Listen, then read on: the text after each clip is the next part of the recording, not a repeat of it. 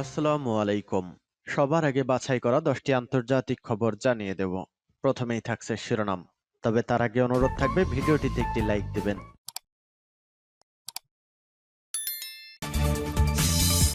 বিশ্বাসঘাতকদের ক্ষমা করেন না পুতিন।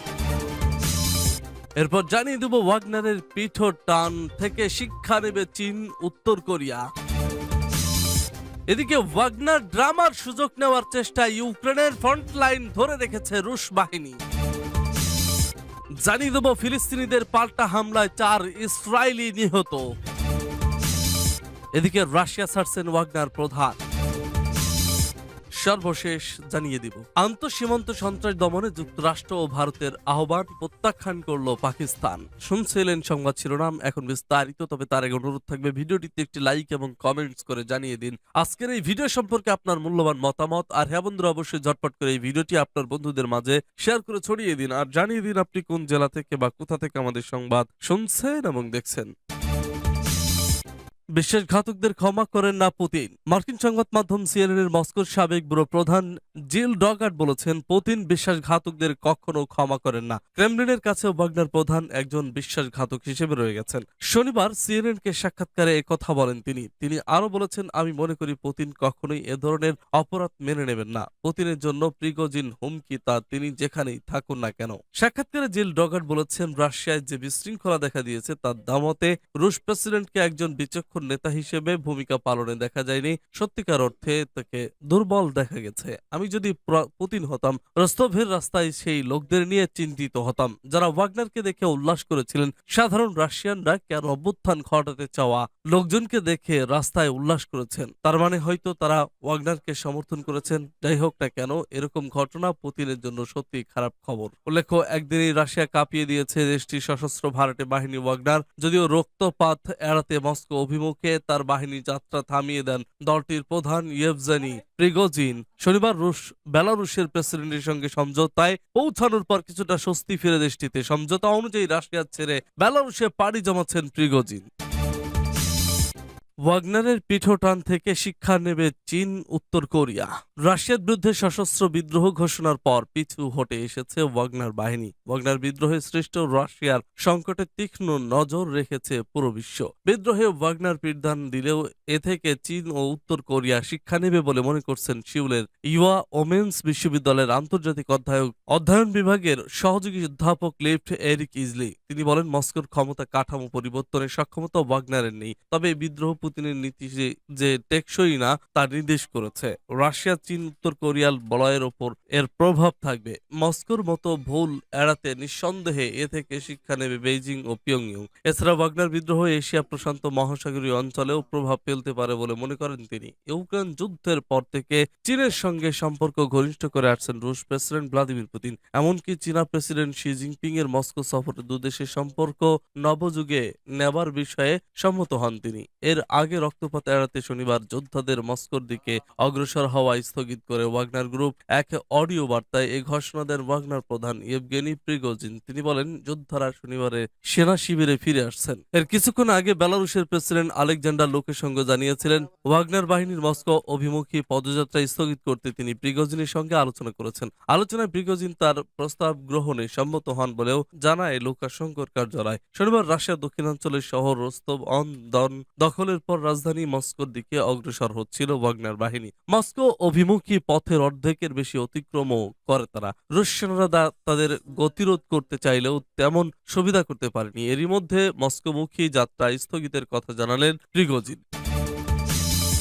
ওয়াগনার ড্রামার সুযোগ নেওয়ার চেষ্টায় ইউক্রেনের ফ্রন্ট লাইন ধরে রেখেছে রুশ বাহিনী। শনিবার দিনভর ড্রামার পর নিজের সশস্ত্র বিদ্রোহ শেষ করার ঘোষণা দিয়েছেন প্রাইভেট মিলিটারি কোম্পানি ওয়াগনারের প্রধান ইয়েভজেনি প্রিগোজিন। তবে রাশিয়ার মধ্যে যখন এই অস্থির অবস্থা চলছে, তখন এর সুযোগ নেওয়ার চেষ্টা করে ইউক্রেনের সামরিক বাহিনী। ওয়াগনারের বিদ্রোহের খবর পেয়েই তারা ফ্রন্ট লাইন জুড়ে আক্রমণ শুরু করে। তবে রাশিয়ার প্রতিরক্ষা মন্ত্রণালয়ের এক মুখপাত্র স্পুটনিককে জানিয়েছেন, দনেতস্ক ও জাপোরিশিয়াতে ইউক্রেনের দুটি আক্রমণ ঠেকিয়ে দেওয়া হয়েছে।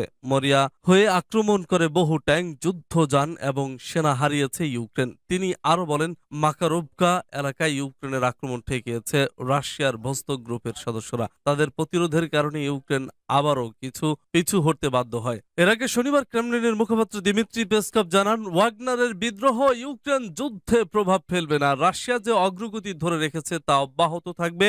শনিবার রাতে ইউক্রেন জুড়ে মিসাইল হামলা অব্যাহত রেখেছে রাশিয়া। ইউক্রেনের বেশ কয়েকটি অঞ্চলে এই বিমান হামলার সতর্কতা সাইরেন বেজেছে। হামলা হয়েছে সুমি, পোলোভা, খার্কোভ, দনিপ্রপেট্রোভস্ক এবং জাপোরিশিয়ার ইউক্রেন নিয়ন্ত্রিত অঞ্চলে। এর মধ্যে জাপোরিঝিয়ায় বড় ধরনের বিস্ফোরণের খবর পাওয়া গেছে। শনিবার রাশিয়ার প্রতিরক্ষা মন্ত্রণালয় জানিয়েছে তারা ইউক্রেনের স্টর্ম শ্যাডো ক্রুজ মিসাইলের মজুদ ধ্বংস করেছে। খামেলনিতস্কি অঞ্চলে এই মিসাইল মজুদ করেছিল। এই মিসাইল ব্যবহার করেই রাশিয়ার অভ্যন্তরে একাধিক হামলা চালিয়েছিল ইউক্রেন। সম্প্রতি ক্রাইমিয়া ও খেরসন অঞ্চলের মধ্যে থাকা একটি সেতুতেও আক্রমণ চালানো হয়। এই মিসাইল দিয়ে ব্রিটেন গত বছর এই মিসাইল পাঠায় ইউক্রেনে, যদিও দেশটি শর্ত দিয়েছিল যে এই মিসাইল ব্যবহার করে রাশিয়ার অভ্যন্তরে হামলা চালাতে পারবে না ইউক্রেন। ফিলিস্তিনিদের পাল্টা হামলায় 4 ইসরায়েলি নিহত। ফিলিস্তিনের পশ্চিম তীরের রামাল্লাহ শহরে এক বন্দুক হামলায় 4 ইসরায়েলি নাগরিক নিহত এবং 4 জন আহত হয়েছে। পশ্চিম তীরের জেরেনি ইসরায়েলি সেনাদের হামলায় 6 ফিলিস্তিনি নিহত এবং 66 জন আহত হওয়ার একদিন পর এই পাল্টা হামলার ঘটনা ঘটেছে।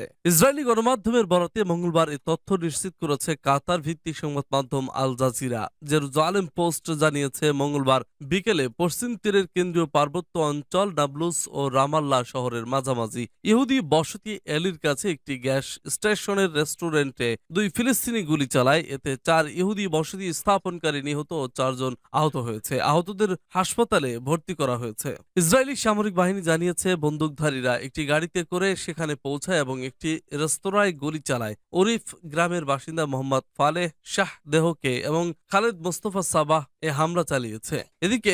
এদিকে গোলাগুলির সময় ইসরায়েলি বাহিনীর গুলিতে মোহাম্মদ সোহাদেহ নিহত হয়েছেন। তিনি ফিলিস্তিনের ইসলামী প্রতিরোধ আন্দোলনে হামাসের কাসসাম ব্রিগেডের সদস্য। 1 ঘন্টা পর ইসরায়েলি সেনারা আন্দোলনে খালেদ মোস্তফা সবাইকেও হত্যা করে। তিনি ফিলিস্তিনের ইসলামী প্রতিরোধ আন্দোলন হামাসের কাসসাম ব্রিগেডের সদস্য।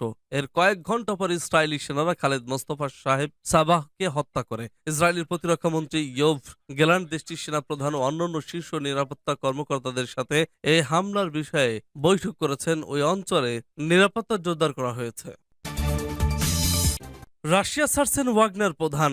রাশিয়ার ভাড়াটে সৈন্যর গ্রুপ ওয়াগনার প্রধান রাশিয়া ত্যাগ করবেন এবং তার বিরুদ্ধে সকল অভিযোগ তুলে নেওয়া হবে। এর আগে শনিবার মস্কো অভিমুখে অগ্রযাত্রা থেকে তিনি তার সৈন্যদের প্রত্যাহার করেন। আর এর মধ্য দিয়ে গত কয়েক দশকে রাশিয়ার ভয়াবহ নিরাপত্তা সংকটের অবসান ঘটল। ওয়াগনার গ্রুপের প্রধান ইয়েভগেনি প্রিগোজিনের প্রায় মুখোমুখি হওয়ার প্রেক্ষাপটে ক্রেমলিন ঘোষণা দিয়েছে তিনি বেলারুশ যাচ্ছেন। বিদ্রোহের কারণে প্রিগোজিন ও তার বাহিনীর বিরুদ্ধে যেসব অভিযোগ আনা হয়েছে সেগুলো তুলে নেওয়া হবে। বিবিসির খবরে বলা হয়েছে রক্তপাত এড়াতে তাদের বিরুদ্ধে অভিযোগ তুলে নেওয়ার সিদ্ধান্ত নিয়েছে রাশিয়া সংশ্লিষ্ট